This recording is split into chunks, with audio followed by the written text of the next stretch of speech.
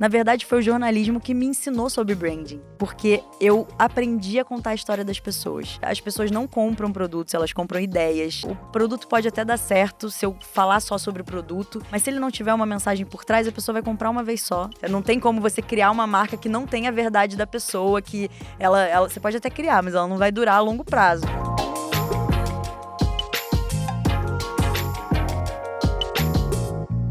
Sejam muito bem-vindas a mais um episódio de Autonomia e que honra ter vocês aqui comigo começando o ano juntinhas. Eu criei esse podcast para a gente falar sobre autocuidado, autoconhecimento, autodesenvolvimento, autoestima, porque eu acredito muito que o nosso CNPJ, ele tem a autonomia do nosso CPF. Então, tudo começa com a gente. A vida não vem até você, ela vem de você. Então, vamos começar 2025 com estratégias de rebranding, de marketing, de posicionamento. E por isso eu trouxe aqui uma mulher que eu sou muito fã, que hoje, além de ser jornalista, diretora criativa, ela é, na minha opinião, uma das maiores especialistas de branding, comunicação e marketing, especificamente posicionamento de marca e pessoas. E ela vai trazer aqui estratégias aplicáveis e várias histórias inspiradoras também, para você começar o seu 2025 diferente. Quem está aqui com a gente hoje é Bianca Venturotti, que trabalhou por 5 anos no Boca Rosa e com a Boca Rosa, que a gente sabe, a maior influenciadora do Brasil e a maior marca de cosméticos do Brasil. Seja muito bem-vinda ao Autonomia, Bianca. E estamos no ar! Tudo! A energia tá lá em cima. A energia tá lá Sentiu, em cima. né? Feliz Ano Novo! Feliz Ano Novo! Feliz Ano Novo! 2025! Feliz melhor ano das nossas vidas até então. A gente fala até então porque, né, tem muitos Cada anos ano ainda, vai né? ser melhor. É isso, é isso. É isso mesmo. Pra você que está aí em casa, feliz Ano Novo e que seja o melhor ano da sua vida até então. Que seja o melhor ano da sua vida até hoje.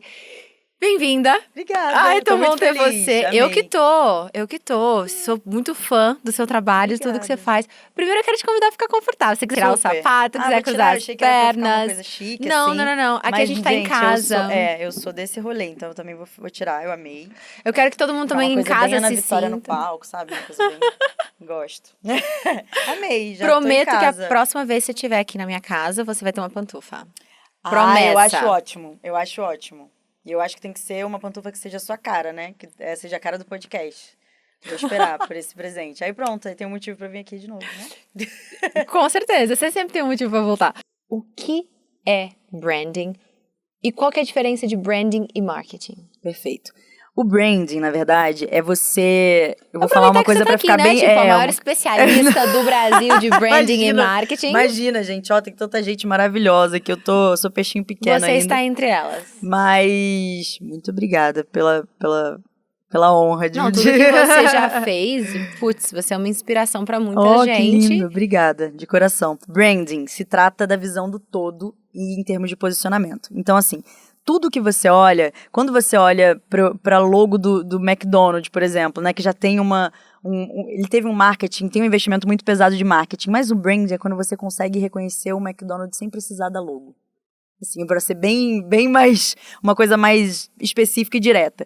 Então, quando você olha para alguma coisa que não necessariamente você precisa olhar o nome da marca ou a logo, mas ela te gera uma lembrança, você rapidamente se conecta com ela, ela consegue transmitir para você a comunicação, seja através de uma campanha, seja através de um valor de marca. Então, o branding é tudo isso que representa a marca. Ele conta a história da marca, ele traz os valores da marca, desde a identidade visual. Então, quando a gente fala de branding, o mais legal é que o branding ele é um lugar bem democrático, porque tem gente de branding, é verdade, que nasce do designer, é um cara que ele sempre foi designer a vida dele inteira, e ele olha para branding porque ele está olhando para a identidade visual.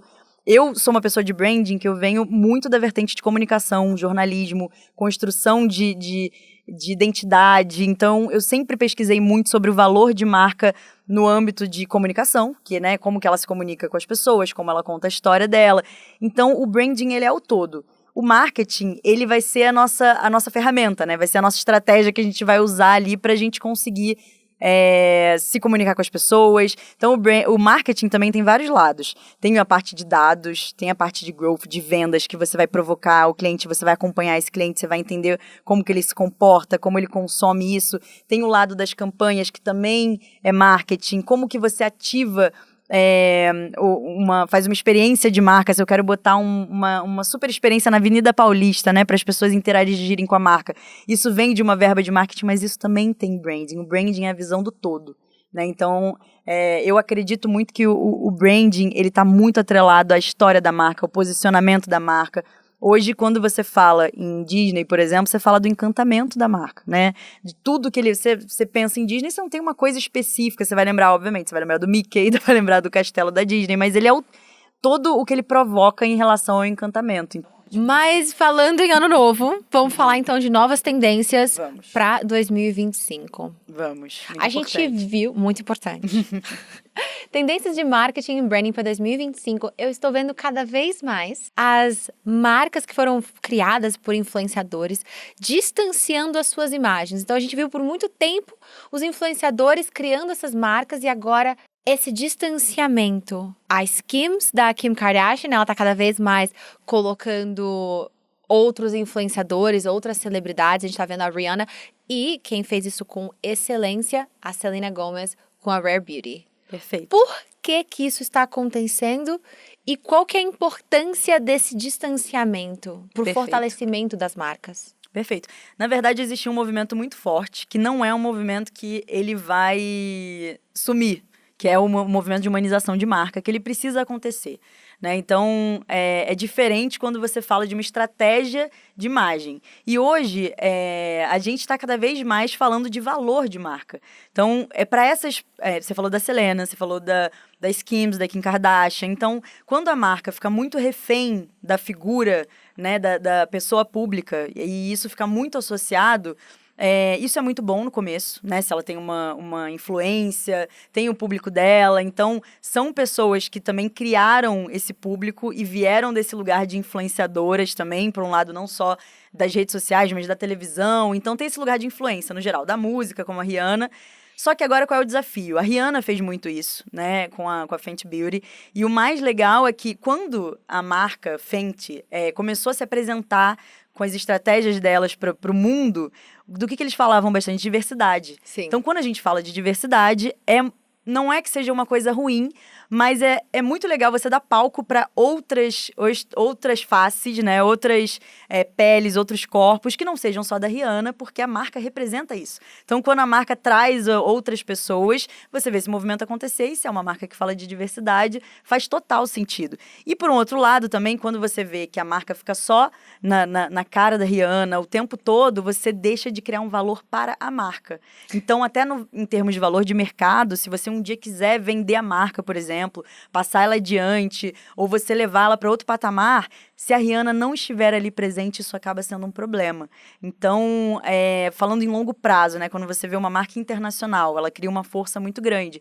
E se ela é 100% dependente da pessoa que está ali, ou da influenciadora, ou de uma pessoa pública, ela não tem tanto valor de marca quanto se você apostar em ela ser reconhecida. O que você está falando, eu enxergo exatamente que foi o caso da Kylie Jenner. Sim. Ela conseguiu vender, sei lá, acho que foi 51% da empresa, mas ela não conseguiu vender a marca por completo, porque a marca a marca que comprou, acho que é Cota ou Cotia, mas a empresa que investiu e comprou 50% da empresa dela, não quis a empresa por completo. E quis manter ela, tanto que no contrato ela tinha que continuar alimentando e sendo o rosto da marca. Então, a gente viu isso junto com a Kylie Jenner e a gente cada vez mais está...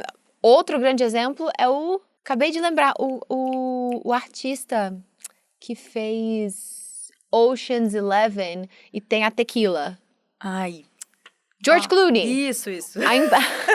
Ele conseguiu vender por bilhões a empresa de tequila dele, mas no contrato tinha que ele precisava manter a imagem dele atrelado por 10 anos. Então, aí você tem uma questão. Na verdade, é muito bom você aproveitar o seu público ao máximo, para gerar engajamento para a marca. Isso é muito, muito bom, né? Agora, se você vai trabalhando junto com isso, um valor de marca, então, usando a Fenty, por exemplo, de exemplo mais uma vez, a Rihanna criou um desfile para apresentar a coleção da marca que trazia muita diversidade, que trazia, falava disso com muita verdade, né? E na prática, porque eu acho que isso conta muito. E aí, claro que as pessoas associam muito ainda a marca, a Rihanna, porque, de fato, ela é uma figura pública importantíssima, tem uma voz ativa super legal, as pessoas esperam, ela faz todo esse mistério de, né, agora que ela não tá ali ativamente na música, como a galera espera, e fica cobrando ela, coitada, inclusive. E aí, ela usa muito essa estratégia para poder fazer essas aparições dela com a Fenty Beauty, né, que a gente viu na final da NFL, por exemplo, né, que foi, tipo, surreal.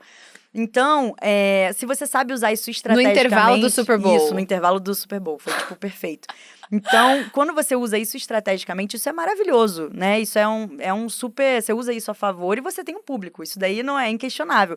Mas quando você começa a ter uma visão de longo prazo e de valor de marca, mesmo de valuation até, você pode pensar que para você trabalhar isso a longo prazo, você pode investir em ter outras pessoas, usar outros influenciadores, outras pessoas públicas, trazer uma movimentação de marca, porque no fundo, a gente falando de mercado de cosmético, né, por exemplo, a tendência cada vez mais forte é você falar de diversidade mesmo, não só de corpos, mas de você ter gostos diferentes. A própria indústria da beleza tem várias vertentes, né? Tem skincare, então tem um público que vai mais para skincare, porque gosta mais de tratar a pele, não gosta muito de usar maquiagem. Ao mesmo tempo, tem o lado da maquiagem, que pode ter uma pegada de tratamento ou não. Então, assim, você tem tantas múltiplas versões, né, da indústria, que quando você começa a usar outras faces e trazer outras pessoas, você também humaniza mais a marca e você deixa de ser tão refém. Então, eu acho que aqui a estratégia, quando eu falo sobre isso, que é um movimento, que é uma tendência muito forte, né? As Kardashians, por exemplo, elas começaram a usar muito o buzz marketing delas para ter uma ascensão, porque elas viram uma oportunidade ali, né? Começou muito com a Kylie, com o lance do batom, da boca, que teve toda a polêmica e tal, mas, por um outro lado... hoje está acontecendo um movimento delas também terem outras caras, usarem outras ativações de marca, ainda tem o rosto delas, obviamente. Mas se você fica 100% refém da marca, você gera essa expectativa no público, que espera sempre que você esteja ali, e você... Quando ele lança uma campanha que talvez não tenha você, talvez ela não performe tão bem. Então, qual é a estratégia, né? E a visão? É você fazer a marca também gerar um valor muito legal por posicionamento. Qual é o propósito da marca? O que ela comunica? Como que ela se conecta com o público? Que vai além, né, da persona da pessoa pública. Que, na verdade, a pessoa pública vai comunicar tudo isso, né? Eu acho que não tem como você criar uma marca que não tenha a verdade da pessoa, que você pode até criar, mas ela não vai durar a longo prazo. Então, quando você pensa assim numa marca, eu vou criar uma marca de uma influenciadora e tal. Se eu fizer uma comunicação totalmente diferente da marca do que a pessoa assim, a chance de isso durar é quase mínima, na verdade, né? Não tem futuro para isso. Mas o movimento muito forte é isso. Agora você apostar em gerar valor para sua marca, que seja além do mercado de influência, e ele é muito importante ainda, né? Ele faz parte, é importante, mas tem a estratégia de você também fazer isso crescer junto. Então, uma coisa não separa da outra e nem anula a outra, mas é um movimento muito forte, é uma tendência muito grande. Então, a Hailey Bieber, por exemplo, né, que ainda tem muito a cara dela ali, mas ela aposta muito em produto viral. Então, o produto dela consegue viralizar muito, independente só dela estar ali. Claro que ela usa as estratégias, mas tem toda essa pegada, né? Vamos começar falando sobre tendência. A gente está num ano novo, vamos informar as pessoas e dar até estratégias para elas começarem esse novo marketing, esse novo branding em 2025. Então, uma grande tendência que a gente vê é esses influenciadores, essas celebridades que criaram marcas com as suas próprias imagens, estão se distanciando para trazer mais inclusão, trazer mais diversidade e agregar valor para suas próprias marcas. Isso. Ótimo. Uma segunda grande estratégia que a gente estava discutindo ali nos bastidores, eu te conheço, a gente acaba discutindo, tipo, nos churrascos, no sábado, a gente tem essa troca, e eu fico muito feliz que a gente está podendo trazer essa troca que acontece nos nossos finais de semana aqui para todo mundo. Perfeito. A segunda grande tendência que a gente está enxergando agora são as collabs, estão crescendo muito. E vou trazer, porque é muito recente agora do final do ano, o buzz que aconteceu da collab entre a Skims da Kim Kardashian, junto com a North Face, que é uma marca de roupas de atletismo, de esportes, famosíssimas. Que a collab deles, para surpresa de 0 pessoas, teve um sold out em 9 minutos. Muito bom, muito bom. E não só isso, nos últimos 5 anos ela fez collab com a Dolce & Gabbana, ela fez collab com a Dolce & Gabbana, com o North Face, fez collab com o NBA, o WNBA e vários outros celebridades, influenciadores, cada vez mais se distanciando e fortalecendo. Qual é a importância de fazer collabs? Como que isso fortalece a marca e como escolher o parceiro certo Perfeito. para fazer as collabs? Ótima pergunta. É uma estratégia maravilhosa, porque ela tem vários ângulos, na verdade. Primeiro, você testar, você causar um termômetro ali, provocar esse termômetro para você visualizar novos públicos. Então, quando você junta com outra marca, que ela tem uma potência muito grande, mas ela é de outra vertente, né? Por exemplo, nesse caso que você citou, uma tem muito uma pegada de esporte, né? E a outra tem uma pegada de tendência e vai para um outro ambiente ali. E aí você pode testar para ver se a sua marca pode performar e você criar novos produtos a partir de novos públicos que você gera com essas collabs. Então, isso é uma estratégia maravilhosa. Porque, assim, imagina, eu tenho uma marca que ela sempre fala sobre roupas de inverno. E aí, do nada, eu lanço uma linha de biquínis nessa marca. Mas, assim, só joguei essa marca, não criei uma estratégia. Beleza, pode até rolar, mas o público pode não entender nada. Mas se eu crio uma estratégia, de repente faço uma collab que provoque, e aí você pode criar uma campanha super legal. Então tem uma oportunidade ali de você provocar o público, de você mostrar que você está pensando em inovação, que você está pensando em novos públicos, e de fato você fazer isso na sua marca. Isso é bom para dentro, não só para quem está vendo. Né? Então, nossa, que legal, vi uma oportunidade ali de repente não só trabalhar, né, roupas para inverno, e tem um público ali esperando pela gente, porque a gente conseguiu, né, causar uma curiosidade desse público.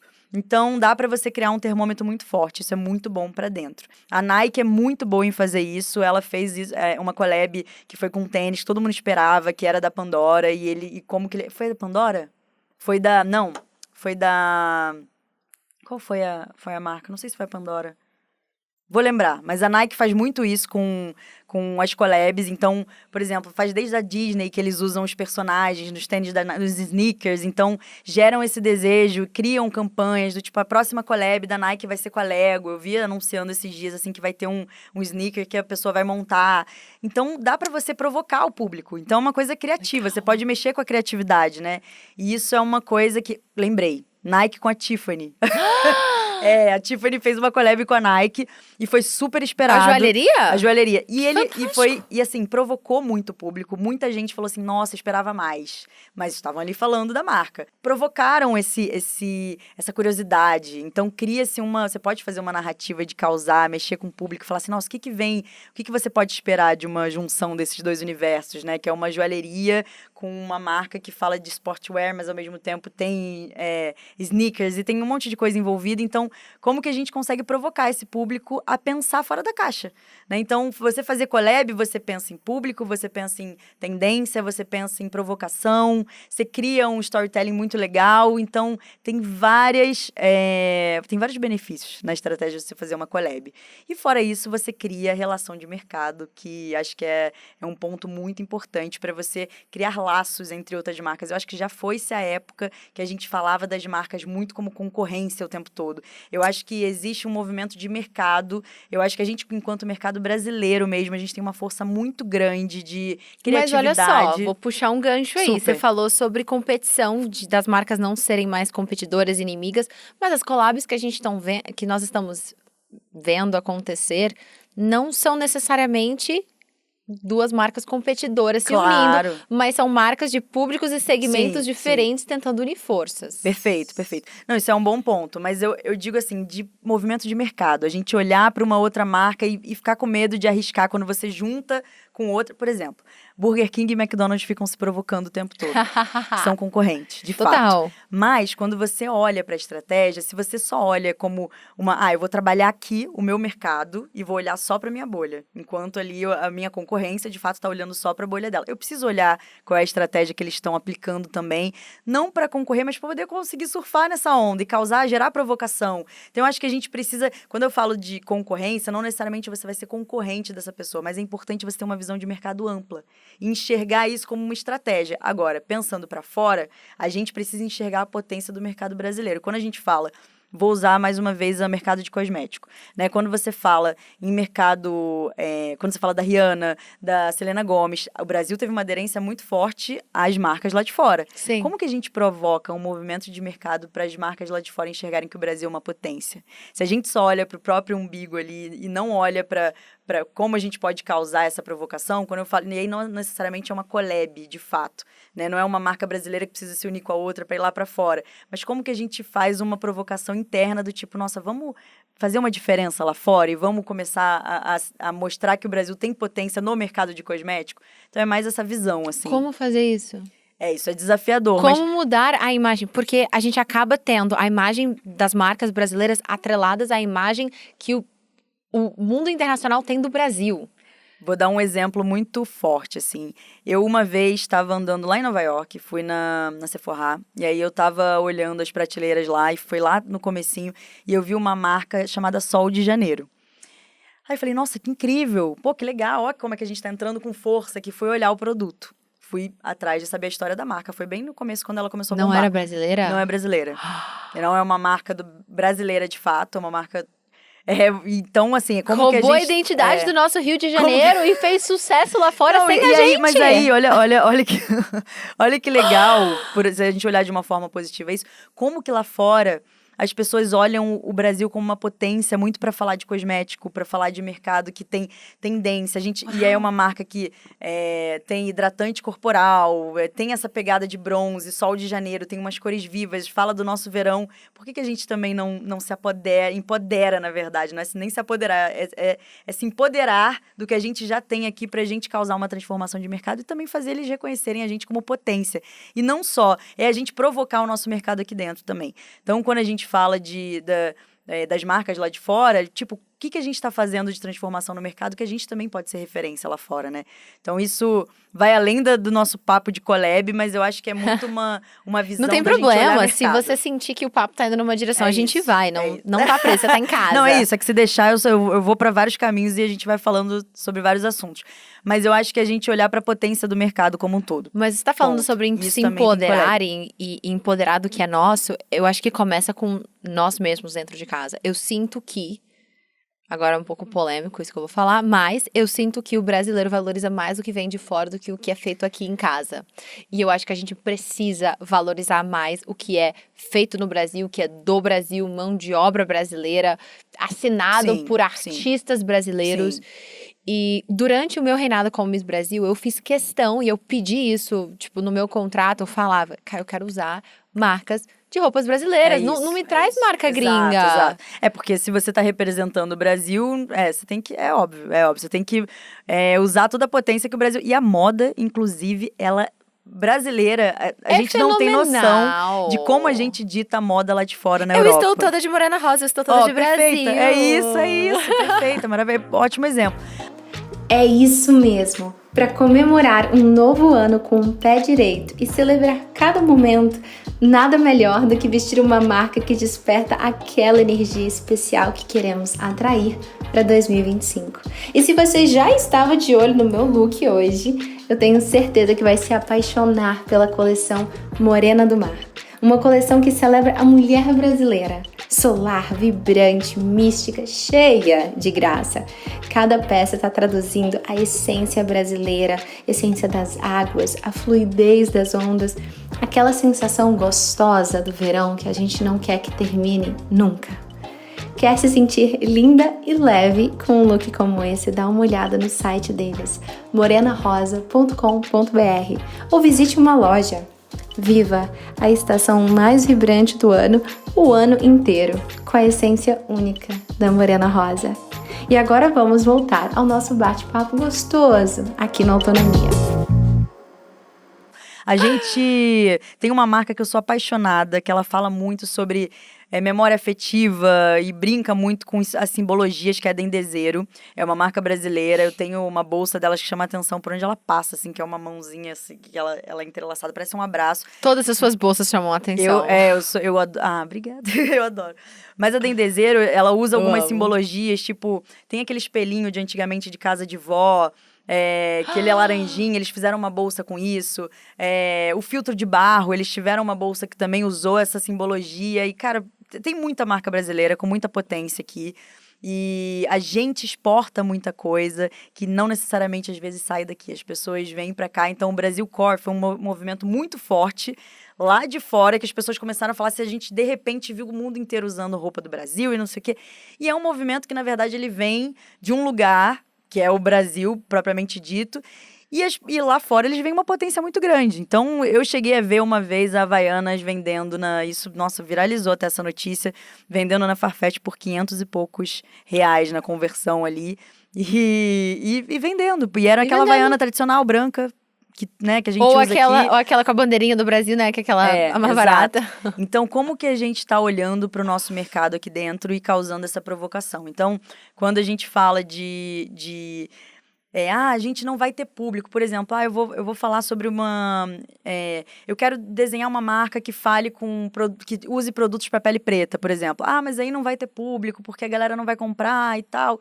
Não, se a gente conseguir fazer uma campanha, se a gente direcionar isso para as pessoas de pele preta, se a gente tiver uma comunicação assertiva, ir atrás de saber qual é a história dessas pessoas, qual é a dor, o que eles precisam ali para poder consumir de fato os produtos. Se a gente sabe a história, a gente consegue fazer isso virar e aí tem público. Só não tem público quando a gente não comunica. Então, assim, não é. E a gente não tá falando de poder só aquisitivo, porque muitas das vezes Fala aquela frase de novo que eu achei muito importante. Só não tem público quando não comunica. Só não tem público quando a gente não comunica da maneira certa. Então não adianta falar assim, não vou ter público, eu não vou. Não, se você comunicar da maneira certa, você tem um público.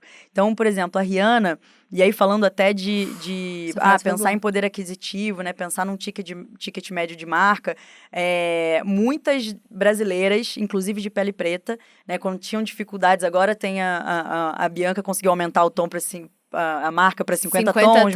Foi, nossa, isso foi um marco também. Fiquei muito feliz porque fiz parte também dessa construção de alguma forma. Mas a Fenty Beauty, aqui no Brasil, muitas mulheres de pele preta esperavam e juntavam uma grana ali para comprar a Fenty Beauty, que é mais caro, porque às vezes não estava encontrando seu próprio tom. Então, assim, não é sobre você não ter esse público para você se comunicar ou vender. É você se conseguir realmente gerar uma conexão, né? E para gerar conexão tem que ter verdade, tem que ter estudo. Não adianta você fazer uma coisa para um público com a bagagem de outro. Você tem que ali estudar, se aprofundar. E aí você arrasa. A gente vai entrar daqui a pouquinho nessa... Perfeito. Cara, tem tanta coisa que eu quero puxar. Vai indo. Vocês topam ficar aqui com a gente mais do que uma hora? Espero que sim. Porque vai ser muito bom esse papo. Agora, minha pergunta é, 2025, morre o fundador creator? Não, eu acho que agora a gente vai... Em 2025 tem uma tendência muito forte a você olhar para o mercado de nicho. E aí, quando eu falo isso, como que a gente consegue provocar isso nas marcas e como a gente consegue trazer esse entendimento para dentro. Mercado de nicho talvez gere um movimento muito forte nas marcas, e eu vejo já isso acontecendo, de você olhar agora para o micro-influenciador, para um influenciador que ele se comunica diretamente com o nicho dele. Então, não que isso, né, vai sair do influenciador que tem milhões de seguidores, mas quando você comunica já com milhões de seguidores, você tem um público que ele passou já de 1 milhão, você tem um público diverso. Isso é muito positivo, né, para o próprio creator, inclusive, que traz posicionamento para as marcas, que ele criou ali uma geração de valor, que ele também trabalhou muito para isso, ele conseguiu se conectar com o público para uma pessoa ter 1 milhão de seguidores, né, tirando o fato quando a pessoa viraliza da noite pro dia, e até quando viraliza da noite pro dia, ela tem ali por algum motivo, alguém se conectou com essa pessoa.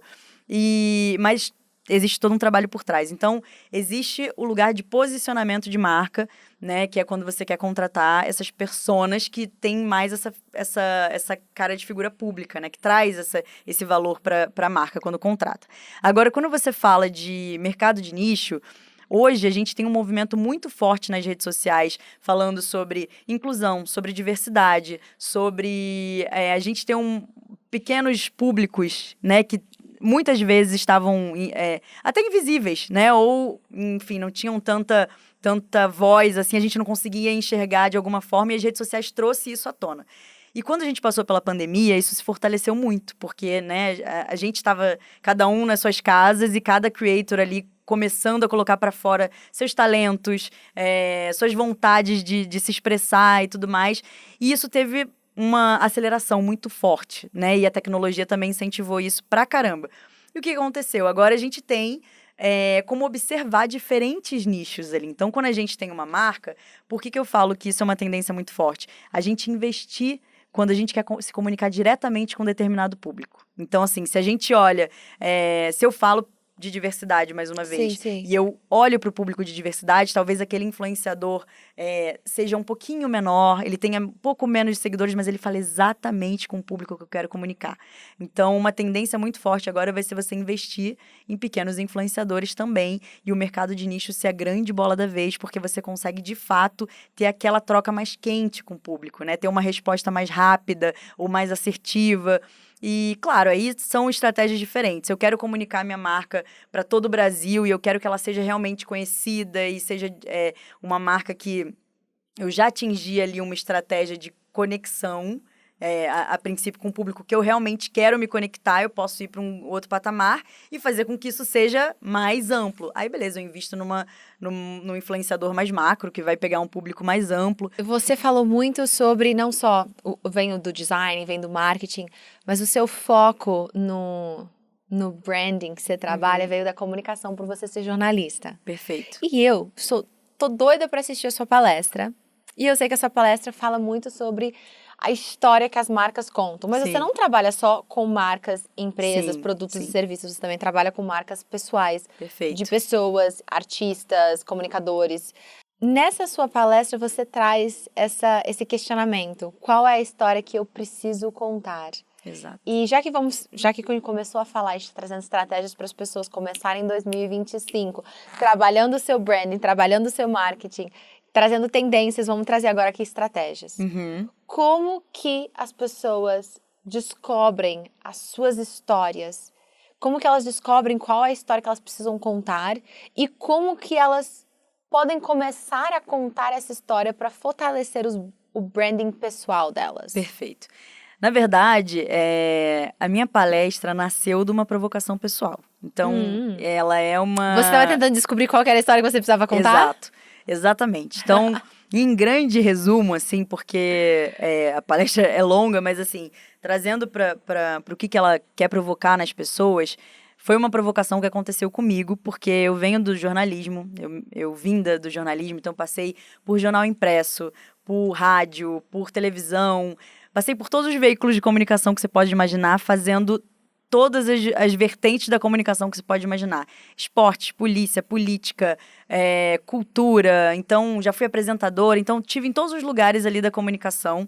E tenho, assim, um super orgulho disso, porque isso formou não só a minha parte profissional, mas formou muito do meu caráter. Por quê?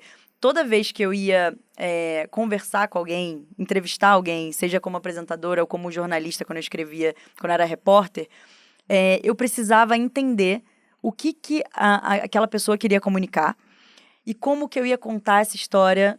Vou usar o exemplo do jornal, né? Às vezes eu ia pra rua fazer uma matéria e quando eu ia entrevistar alguém, eu precisava extrair o ouro daquela situação, daquela história, porque aquilo ia se tornar interessante pro público e tinha que ter verdade e tinha que ter uma imparcialidade. Só que a imparcialidade era literalmente você conseguir contar a história como ela realmente aconteceu e você fazer com que as pessoas entendessem ou se sentissem lá, por exemplo. Na rádio é a mesma coisa. Quando você está falando na rádio, uma vez eu fiz parte de um projeto da Rádio Globo que narrou São Paulo e Flamengo no estádio do Maracanã. Foram as primeiras mulheres narradoras. Fui eu, inclusive uma delas era a Renata Silveira, que hoje é maravilhosa, apresenta a Globo e faz todas as narrações aí, tanto do masculino quanto do feminino. E ali me deu um insight muito legal, porque a gente precisava, numa velocidade muito absurda, narrar aquele jogo e fazer com que a pessoa estivesse lá. Beleza, qual foi o grande insight, né? Então eu vim do jornalismo e quando eu me deparei com essa segunda fase da minha vida, né, que eu sempre trabalhei para grandes empresas, sempre criei estratégias para grandes empresas. E esse ano, quando eu resolvi empreender, quando eu comecei a empreender, eu falei assim, nossa, por que eu fui para jornalismo primeiro, né? Eu não fui para marketing logo de cara, porque eu trabalhei com isso tantos anos, fui diretora de marketing, por que eu não fui para esse caminho? E aí eu pensei, tá aí. Na verdade, foi o jornalismo que me ensinou sobre branding. Porque eu aprendi a contar a história das pessoas. E eu aprendi a entender qual era o ouro dessas histórias. Nenhuma história é igual a outra. nenhum. Eu falo que as pessoas não compram produtos, elas compram ideias. Então, não adianta eu vender... O produto pode até dar certo se eu falar só sobre o produto, mas se ele não tiver uma mensagem por trás, a pessoa vai comprar uma vez só e ela não vai se conectar com a marca. Isso não vai gerar uma recorrência, talvez, ou tipo, a pessoa comprou esse daqui, ela vai comprar todos os outros. Você foi esquecido. Por exemplo, Apple, eu tenho um iPhone, um iPad... A Apple construiu uma narrativa tão forte que você quer esperar pelo próximo lançamento, você se sente parte da tendência se você tiver esse produto. Ou então... sai o relógio, você nem sabe como é que você vai usar ele, ou pra que você vai usar, mas você quer fazer parte daquela comunidade. Tem uma campanha da Apple maravilhosa que fala sobre emissão, que é a meta dele de emissão de carbono zero na marca, e eles contam uma história maravilhosa. Depois você coloca o vídeo aí pra galera assistir, ou manda nas suas redes sociais pro pessoal, mas fala sobre a Mãe Natureza. Então eles criaram uma personagem para no final das contas venderem um produto que era o relógio, que era o primeiro relógio com zero emissão de carbono, ou na produção tinha isso como meta. Mas ele contava uma história. Então, o que eu provoco muito nas pessoas, qual é a história que você precisa contar e qual foi a minha grande provocação, né? Foi eu olhar para minha própria história e ver que o que eu fazia há muitos anos sem era intencional, porque eu sabia que eu precisava contar a história das pessoas, mas não era algo que eu tinha reparado que isso era... Nossa, quantos anos eu conto tantas histórias, né? Seja de artistas, seja de marcas, seja de cada projeto que eu mergulhava ali de cabeça. E agora é a hora de eu contar minha própria história. Então, quando eu comecei a empreender, eu falei, agora eu preciso abrir a minha própria empresa, eu preciso montar a minha agência, eu preciso... fazer o que eu sempre fiz a vida toda. Exato. Eu quero muito trazer isso pro podcast. Eu acho que autonomia é autoconhecimento, autocuidado e autodesenvolvimento, né? Você precisa saber para onde você está indo, para você ter distância. Porque se você ficar atirando para várias direções, você, por exemplo, você tem 10 casinhas para andar. Se você anda uma casinha para cada direção, você não sai do lugar. Mas se você foca em você chega muito mais longe. Agora, nesse processo de autoconhecimento, de entender a nossa história... Como saber qual é a história que a gente precisa contar?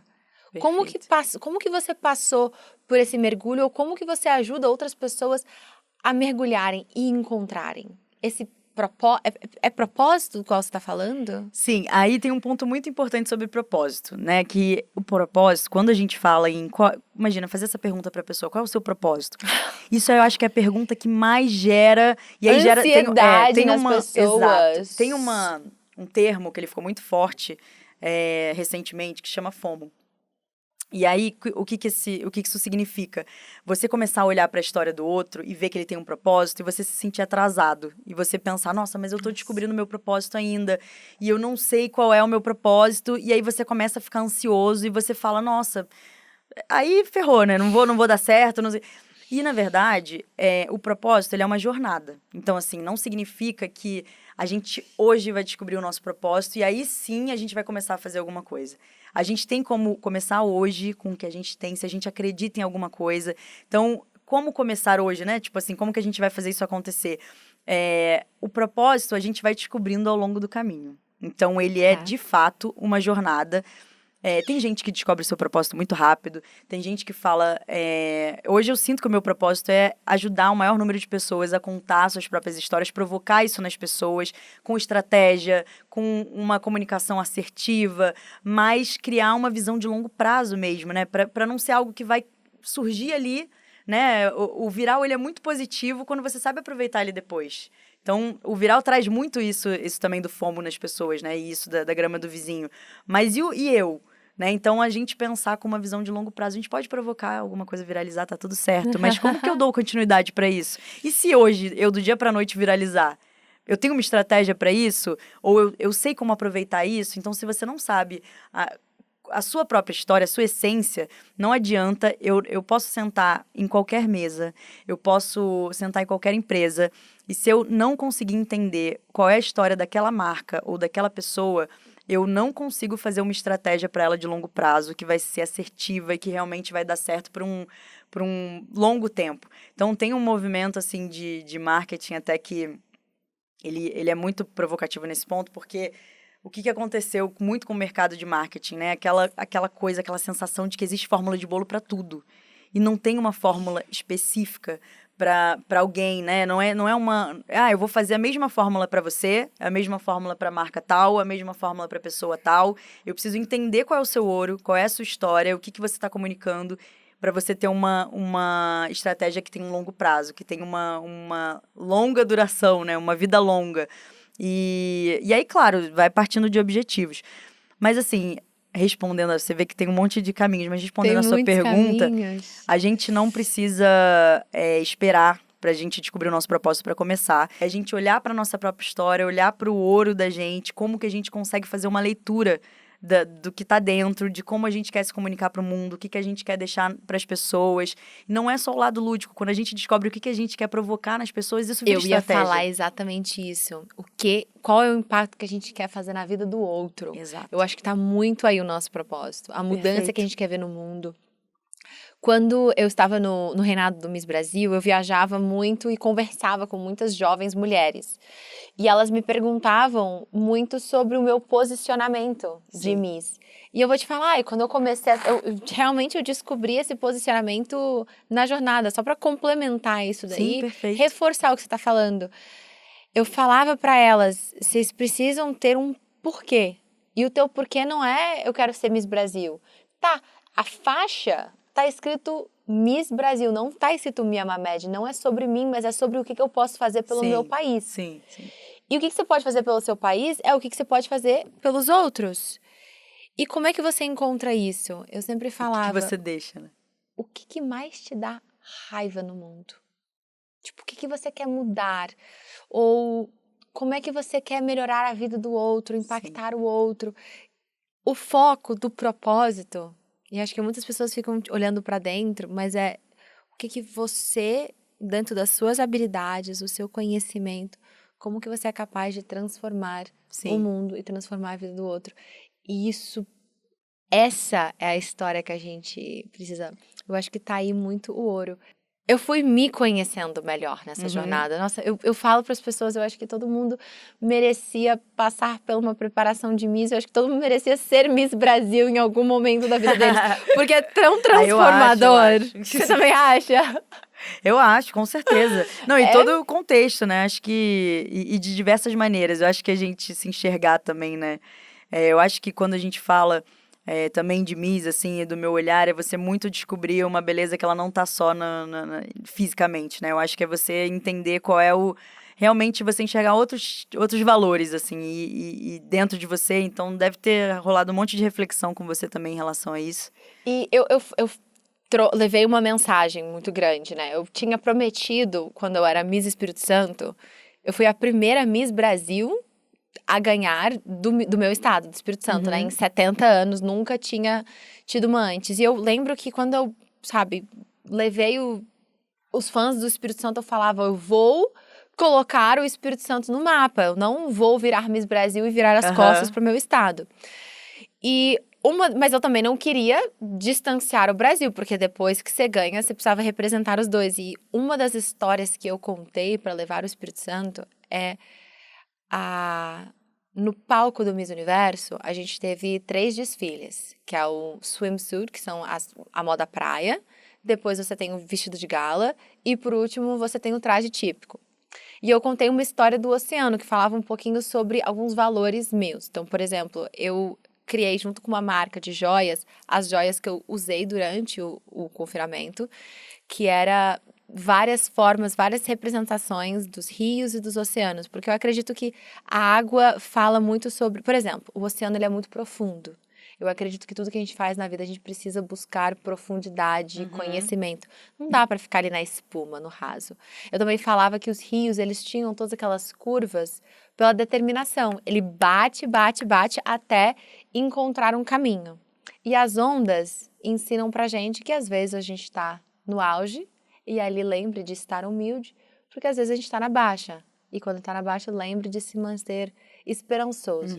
Então eu trouxe muito essa mensagem para conversar com as jovens mulheres. E junto com isso, como é que eu trouxe o Espírito Santo sem abandonar o Brasil? A minha capa eu escolhi um maior azul e eu fiz uma capa azul, peguei as rendas de Marta Medeiros para ser os corais dentro. O meu vestido era também essa transição de um oceano, parecendo uma água. E o meu traje típico era Iemanjá saindo do rio, assim, junto com Janaína. E o que eu pude falar com tudo isso? O Brasil, ele tem a segunda maior biodiversidade marinha do planeta, e poucas pessoas sabem. E essa biodiversidade, ela fica no norte do Espírito Santo, ali onde a gente tem o berçário da baleia jubarte, que é o maior berçário de baleias do mundo. E a baleia jubarte, ela vem da Antártica a gente pode falar que a baleia jubarte não só é brasileira, mas ela é capixaba, porque ela vem todo ano da Antártida reproduzir ali no norte do Espírito Santo. Gente, Mia Mamed deixando History Channel no chinelo em menos de um minuto. No palco do Miss Universo. Discovery Channel. Muito National bom. Geographic, exato, é isso que eu quis dizer. Toda. Maravilhoso. E isso foi muito legal. Falando ali sobre propriedade, você tem uma história muito grande com a Boca Rosa. Boa. Com a marca. Você trabalhou lá na empresa por 5 anos. Teve uma estratégia que ela teve, eu acho que foi um pouquinho antes de você até entrar na empresa, mas eu imagino que você deve conhecer um pouquinho dos bastidores. Foi uma estratégia que teve muito sucesso. Eu acompanhei de pertinho. Eu tinha acabado de chegar no Brasil, nossa, assisti o bebê inteiro. Foi muito forte o posicionamento que ela levou. Foi muito estratégico dela entrar pro reality show, para se posicionar, para contar a história dela e principalmente para vender produto. Ela conseguiu ali mostrar as maquiagens, se posicionar, fortalecer. Me conta um pouquinho sobre isso e os bastidores disso. E acho que deve ter pessoas que não assistiram o BBB, então você pode contar um pouquinho também do que ela fez lá dentro. Sim. Eu comecei a trabalhar, eu entrei pro Boca Rosa, de fato, depois do Big Brother, mas ela já entrou muito na intenção de ampliar o público dela para um público que era do sofá, né? Que era um público diferente daquele público que é só das redes sociais, ou que era um alcance diferenciado. E a gente acha que às vezes, tá todo mundo na rede social. Não, nem sempre. Tem um grande público ainda que ainda assistia muito a televisão, fã de reality, um público mais velho, que nem sempre tinha acesso ainda a conhecer a história dela, ou enfim. Ela já tinha milhões de seguidores quando ela entrou no Big Brother, então não foi algo que ela construiu depois, ela já tinha construído isso, e com isso também você arrisca bastante, porque tem o lado de você ser vulnerável, de você se mostrar dentro do programa, então isso pode ser uma estratégia assertiva pra caramba e arriscada ao mesmo tempo. Então, por isso que é importante você saber o que você faz com cada coisa que acontece. E lá no programa, ela tinha criado uma estratégia antes de casar, e ela foi decorando isso, as cores, com o produto que ela ia usar aqui fora. Então, o time ela preparou os posts pra postar enquanto ela estivesse lá dentro. Então, ela foi uma das primeiras a fazer esse cross. Acho que foi ela, a Manu Gavassi também fez e tal. E aí, teve uma cena que viralizou, que foi uma cena que ela chorou. E ela tava com a maquiagem. E nessa cena aparece a lágrima escorrendo, que aí virou um meme, que foi parar no Twitter, foi parar em um monte de lugar, que a maquiagem não escorreu junto. Então, isso ficou muito forte. E através desse meme viralizou, as pessoas começaram a ficar, nossa, a maquiagem dela é boa mesmo e tal. E gerou um boca a boca, um burburinho. E isso fez com que a base tivesse um boom de vendas gigantesco. E aí, quando ela sai do Big Brother, tem um monte de coisa, né? Vulnerabilidades e tal, que eu acho que qualquer um que participa de um reality está super suscetível a isso acontecer. Quando você tem marca também, tem uma preocupação dupla, porque é o nome da sua marca, né? Sim. E tem você ser uma pessoa humana, né? Então, você ter altos e baixos, vulnerabilidades, então, enfim, isso faz parte de qualquer pessoa.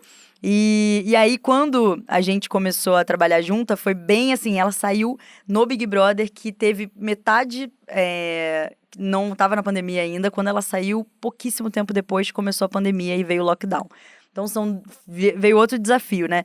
Como que você comunica uma venda de produto para as pessoas numa época de pandemia que tá todo mundo entendendo o que tá acontecendo? Do tipo, meu Deus, eu posso vender produto agora, eu posso comprar, gastar dinheiro, eu não sei, eu preciso ficar em casa. Tava todo mundo entendendo o que estava acontecendo, né? Então, é uma descoberta muito nova.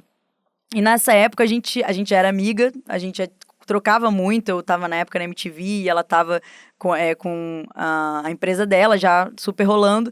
E quando ela saiu, justamente por um exercício de eu sentar e ouvir muita história dela, já ser amiga dela, já conhecer como ela trabalhava, enxergar no dia a dia o propósito da marca dela, a gente desenhou o Boca a Boca, que foi um programa que foi pro YouTube, e ela tava um tempo longe do YouTube.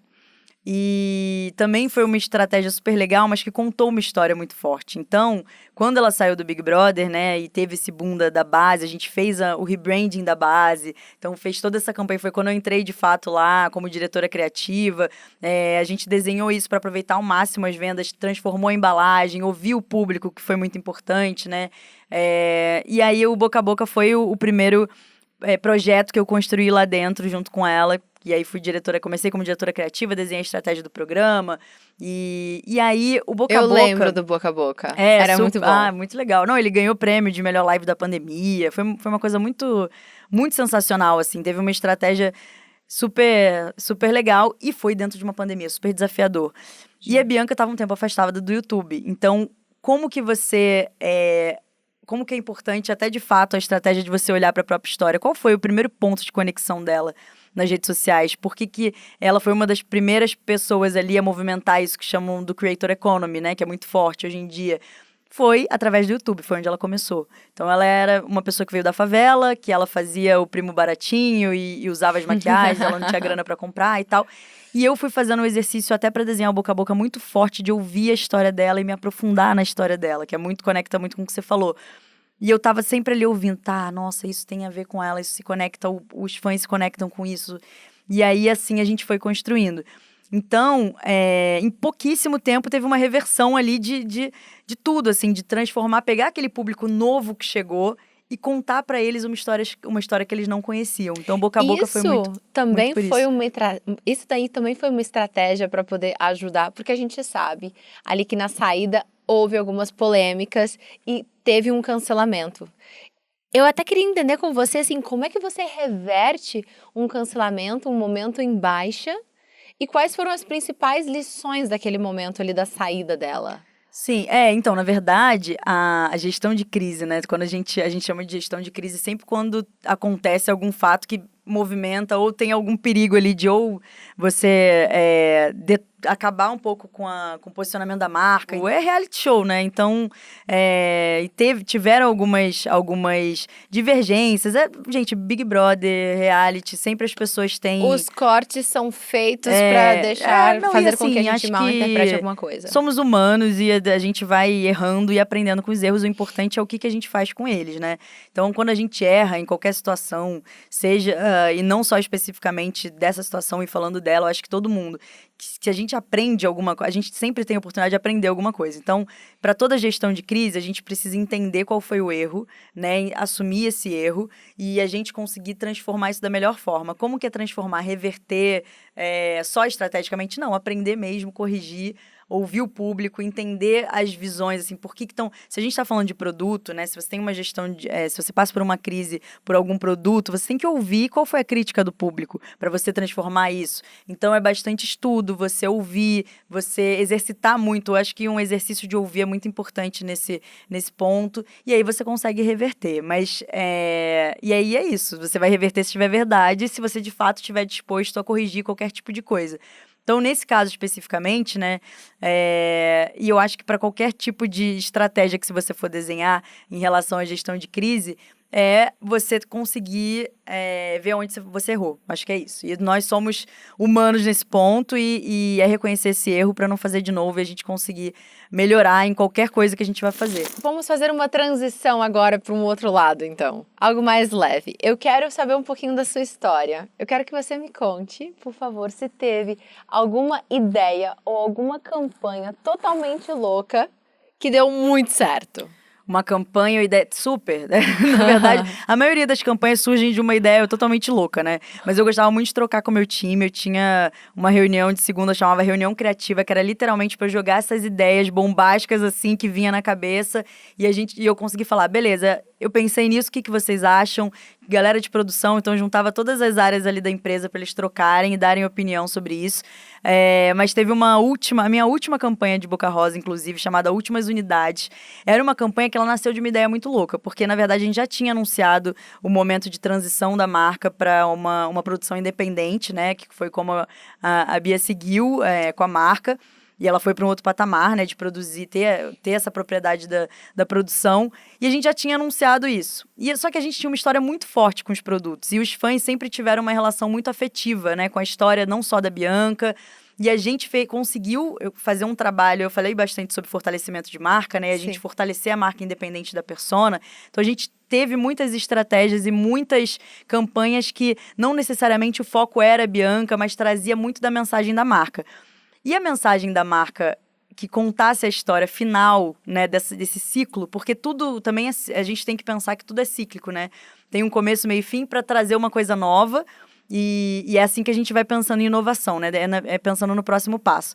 E quando a marca surgiu, né, a Bianca me contou uma vez uma história de que a primeira maleta dela, né, de maquiagem, ela era uma maleta rosa e descreveu essa maleta e ela contou que foi o primeiro press kit da marca e foi quando ela ativou numa casa da Paulista e ela contou, nossa, o primeiro press kit foi uma maleta assim assado e tal.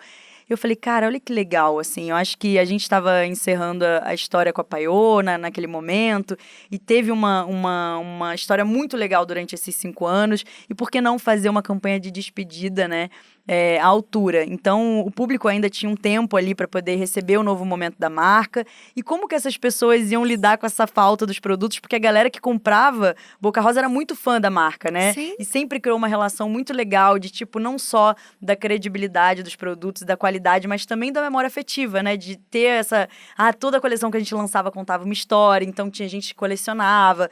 E aí, como que trazer isso no final? Então, Últimas Unidades foi a campanha que foi uma ideia muito louca, que foi a campanha de gerar essa vontade nas pessoas de estocar as últimas unidades de Boca Rosa Beauty e criar esse buzz gigantesco. Então eu lembro que, nossa, viajei para o Rio de Janeiro, a gente pegou um avião rosa, porque a rosa era a cor da marca, do começo da marca também. Então colocou uma faixa passando últimas unidades, gerou um buzz gigantesco com as pessoas que sempre fizeram parte da marca. Todos os artistas sempre foram muito, assim, aquela coisa da collab, da gente conseguir manter eles muito perto. Então a gente criou uma fofoca entre eles que falava, não, você tá sabendo das últimas unidades, eu quero meu press kit, não, eu preciso estocar essa maquiagem. E a gente criou esse buzz, né, e foi muito legal de produzir isso com o time, porque trouxe muito da história do começo. Eu acho que foi legal para quem estava dentro, que a gente conseguiu transmitir toda essa história dos 5 anos da marca, lembrar, trazer uma nostalgia, fazer isso virar produto também, ao mesmo tempo fazer com que as pessoas corressem para as lojas e comprassem as últimas unidades. Isso é muito também uma visão da gente pensar nessa galera que já tinha essas maquiagens nas grandes magazines e, ao mesmo tempo, retribuir todo o carinho que o público, né, sempre teve com a marca. Então, às vezes, não nem sempre uma campanha ela vai ser focada em só vender o produto, que é a novidade. Ela pode trazer uma mensagem muito forte e eu acho que foi uma maneira da gente também retribuir todo o carinho que todo mundo sempre teve. Então, o último press kit, que a gente também ficou muito conhecido por ter os press kits incríveis, e a Bianca falava que era a rainha dos press kits, e o público falava isso dela, e a gente montou o último press kit assim como o primeiro. Então, a história dos 5 anos se encerrou com a mesma maleta, só que agora tinha mais de 60 SKUs, que era a quantidade de produto, começou com uma linha só, e depois tinha um monte de produtos diferentes, a gente fez questão de colocar todos os produtos ali dentro. Caramba! E as pessoas receberam essa maleta recheada, e era um press kit desse tamanho, eu lembro que eu carreguei era aquele lado da gente também, foi muito legal, porque quando eu viajei pro Rio, não importava se eu tava como diretora de marketing, qual cargo que eu tava, eu fui lá, carreguei caixa junto com o time, fui olhando, vamos lá, vamos embora, vamos fazer acontecer, porque eu acho que é muito sobre isso, né? E eu acho que todo lugar que a gente entra ou sai, sou super fã da marca, serei sempre, vesti a camisa, né, durante toda a trajetória que eu tive lá, junto com a marca, mas eu acho que para sair também, eu também acho que me dei essa campanha de presente e de alguma certa forma a gente deu isso pro público também. Então foi a campanha mais louca, porque, nossa, como assim? Você vai vender os produtos que que a gente já anunciou que vai mudar de fase, vai para outro lugar. Mas conta a história da marca, então essa foi a campanha mais louca e foi a mais legal que eu fiz, porque ela conta muita história. Então, assim, teve muito do que a gente conversava muito, né, eu e a Bia, sobre o storytelling da marca, sobre os fãs, gerar comunidade, que é uma das estratégias mais importantes, a gente olhar hoje em dia para a comunidade, para quem fortalece a nossa marca junto com a gente, para quem tá junto. Então, a gente separou press kit para fã, fez umas ações super legais, então... Acho que é muito sobre isso. Você contando, eu tô lembrando de tudo. Marcou. Essa campanha foi marcante. Sim, sim. Todo dia, praticamente, nasce uma tendência nova. É quase semi-impossível acompanhar todas. E muitas não tem nenhum ciclo completo. Nasce e morre na esquina. Sim. Mas a gente também vê algumas outras tendências que são mais concretas. Por exemplo, o que a gente estava discutindo... da cor do ano. Sim. Ser moca. Como equilibrar isso? Como se manter atualizado nas tendências? Eu acho que você já abordou. Sim. Você é muito um cool hunter. Sim. Uma caçadora de tendências. Sim. Como acompanhar essas tendências? Boa. E como escolher as tendências certas para você? Sim. E é para... aderir a todas elas? Tá, é um bom ponto. Na verdade, assim, não existe hoje em dia uma pessoa que dita tendência, né? Ou uma plataforma específica que dita tendência. É o que você falou, acho que as redes sociais hoje, elas conseguem trazer um monte de tendência a todo momento, e a gente precisa, não é um lugar da gente olhar para a tendência e seguir as tendências, é a gente conseguir exercitar o nosso olhar. Então, o Cool Hunter, né, tipo, eu fui estudar Cool Hunting no ano passado, sou apaixonada em pesquisar sobre tendência, mas as tendências, elas precisam alimentar você, né? Elas são uma ferramenta também. Então, como que você aproveita e vê se faz sentido com o que você está construindo? Então, beleza, se eu sei que a cor do ano vai ser moca, se eu criar um produto que tenha bastante essa cor, existe todo um estudo da Pantone, das agências, das pesquisas de publicidade, que elas tendem a te mostrar que isso é um caminho e as pessoas vão consumir bastante essa cor. Quando você anuncia, mais ainda, porque as pessoas vão querer estar dentro da tendência junto. Então, é um olhar de comportamento de consumo. É para isso que você tem que olhar. Como que as pessoas estão se comportando. E não vai só sobre cor, não vai só sobre moda, vai sobre um fato de você olhar para um lugar de como que a geração Z está se comportando. E agora tem a questão das gerações, né? Então, é você exercitar o seu olhar para você transformar tudo aquilo em uma possibilidade. Então, o tempo todo a gente está sendo bombardeado de tendência e tudo mais. Como que a gente consegue pegar aquilo que realmente serve pra gente e como a gente vê o comportamento das pessoas nesse sentido. Então, existe uma tendência muito forte à saúde e bem-estar pro próximo ano, porque as pessoas estão mais focadas em se cuidar, em autocuidado, em você pensar em saúde mental, você dialogar mais sobre saúde mental. Então, como que eu vejo isso como uma oportunidade de mercado, se for do meu segmento, ou se eu for uma pessoa de inovação, se eu quiser criar algo para esse segmento, e como eu transformo isso em um negócio.